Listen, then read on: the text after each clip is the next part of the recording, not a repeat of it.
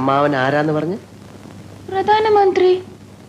അപ്പൊ ഈ കഴുത പറയാ എന്റെ അമ്മാവന്റെ വകയല്ല ഈ ഹോട്ടലിന്. അപ്പൊ ഞാൻ ചോദിച്ചു നിന്റെ അമ്മാവന്റെ വകയാണോ ഈ ഹോട്ടലിന്? അപ്പൊ അവൻ എന്നെ എടിന്ന് വിളിച്ചു, ഞാൻ അവനെ പട്ടിന്ന് വിളിച്ചു. അപ്പൊ ഒരുത്തൻ എന്നെ അടിക്കാൻ വന്നപ്പോ ഞാൻ എന്റെ കൊടയെടുത്ത് അവന്റെ വയറ്റത്ത് ഒറ്റ കുത്തി.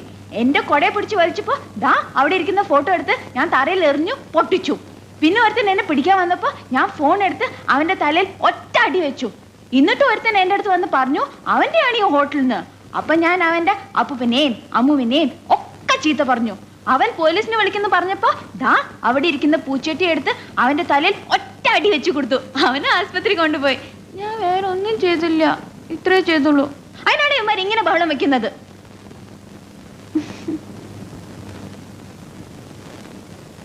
വട്ടാണല്ലേ? എന്നോട് ഒരുപാട് പേര് ഇങ്ങനെ ചോദിക്കണു, അതെന്താ? നാരായണക്കുട്ടി, ഞാൻ എന്ത് ചെയ്യണം?